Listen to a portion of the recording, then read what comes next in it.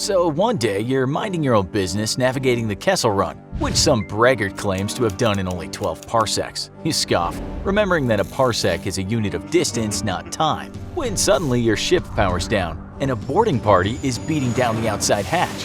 From swirling mists step forth an imposing figure, clad in all black armor, with a floor-length black cape, a serious fashion faux pas. You feel a strange force tighten around your throat though, as the figure extends a gloved hand toward you, and suddenly you realize that you're knee-deep in Chewbacca litter, because you're facing down the original Dark Sith himself. Hello and welcome to another You Versus episode of the Infographics show. Today we're pitting you, the average Joe, up against Darth Vader. Darth Vader was born Anakin Skywalker, a slave on his native Tatooine, owned by a junk dealer. One day, a Jedi Knight came to his shop looking for parts to repair his starship, but the parts proved too expensive for the Jedi and his companions to afford. Anakin then did the only logical thing one would do in that scenario, and entered into an extremely dangerous pod race as a 7-year-old child, so that he could give the winnings to this strange Jedi instead of using them to free himself and his mother. Sensing that the Force was strong in the young child, Anakin was freed from his slave master to be raised by a Jedi, while his mother was left behind to languish in forced labor until the day she died. Sensing fear within him though, and thus susceptibility to the dark side, Anakin was denied training as an official Jedi. But Jedi Master Qui-Gon decided to doom the rest of the galaxy by asking as a dying wish that the Jedi Council rethink their decision. Anakin would go on to prove further that he was a terrible candidate for the powers and responsibilities of a Jedi by falling in love with Princess Padme as a young man. One day he sensed his mother, whom by the way no one had bothered to try and rescue from slavery yet, was in terrible pain, and he returned to Tatooine, defying his master Obi-Wan Kenobi's orders not to go. There he found his mother had been kidnapped by Sand People and was killed in the rescue attempt, which drove Anakin to go full-on Shaggy at power level 100 and murder everyone.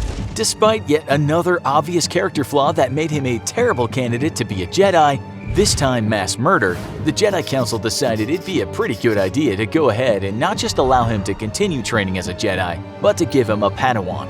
To the surprise of absolutely nobody except the Jedi Council, Anakin would go on to give in to the dark side when Senator Palpatine revealed himself to be one of the last remaining Sith Lords. As one of his first acts in service to the dark side, Anakin would go on to murder a bunch of kids, hoping to be Jedis one day, a point very quickly glossed over by the official films. Anakin would go on to duel his old master Obi-Wan, who would defeat and maim him, but once more doom the entire galaxy by not finishing the job. Badly burned by lava and seriously wounded, Anakin was rescued by the new Emperor, who nursed him back to health and outfitted him with a slick set of black armor. Thus Anakin became Darth Vader, the second most powerful Sith Lord in the universe. So you're up against this mass-murdering dark Sith Lord himself. How are you possibly going to survive this? As usual, first we need to evaluate just what exactly you're going to be dealing with here. A natural pilot, Darth Vader is one of the best fighter pilots in the galaxy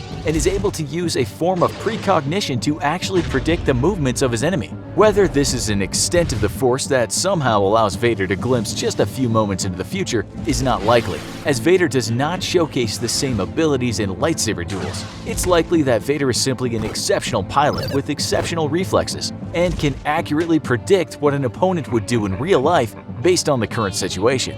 Vader is also a very talented engineer, a natural prodigy as a child who built advanced robots from the ground up. Vader would go on to design his own advanced TIE fighter, and after the destruction of the first Death Star, went on to personally oversee the construction of the second Death Star, which we assume was much like the first Death Star, with the exception of the addition of a single exhaust port cover.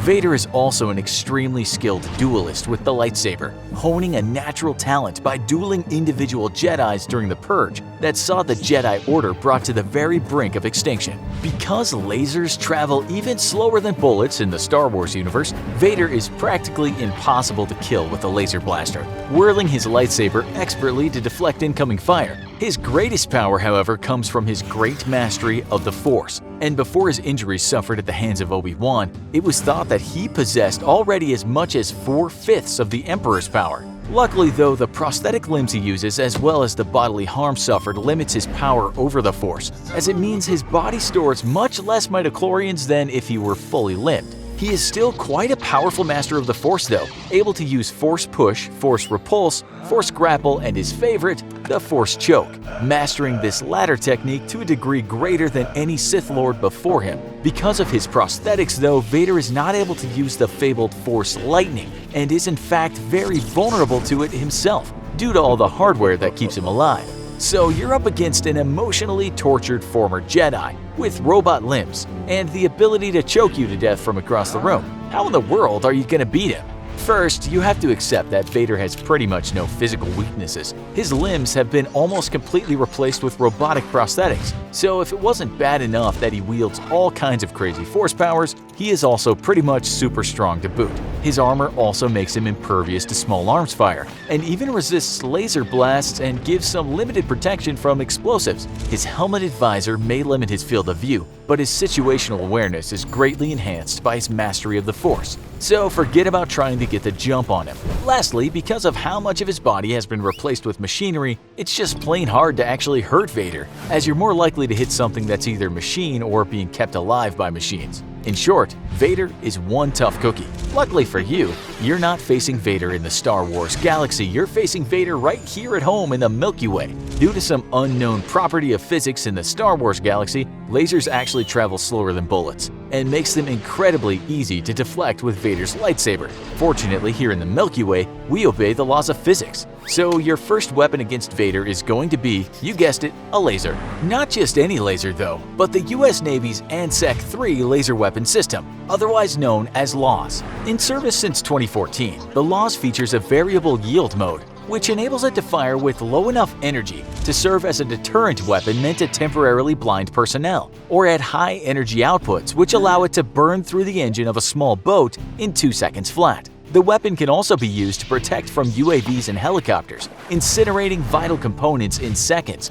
and destroying the threat. Operated via a computer, the LAWS features automatic target tracking and acquisition, only requiring a human to give it the go-ahead. At home, Vader may be able to deflect laser blasts traveling at 30 miles an hour, but we'd like to see him try that trick with a 30,000-watt laser traveling at the speed of light. Attempting to block the LAWS with his lightsaber will be hilarious to watch, as seconds later his robotic armor begins to melt around him. But fine, Vader is a master of the Force, and so he could conceivably destroy the laser immediately after it activates from afar. The LAWS does feature some pretty delicate optics after all, which wouldn't require much force to shatter. That's okay, because you brought a friend. Featuring 3 pounds of high explosives laced with steel pellets, the M18 Claymore mine is an old favorite of ours here at the Infographics show. When it comes to taking down bad guys, there's few better options than filling the air with dozens of steel projectiles traveling just shy of the speed of sound, able to reach out to 100 meters, and with the ability to knock out even lightly armored vehicles.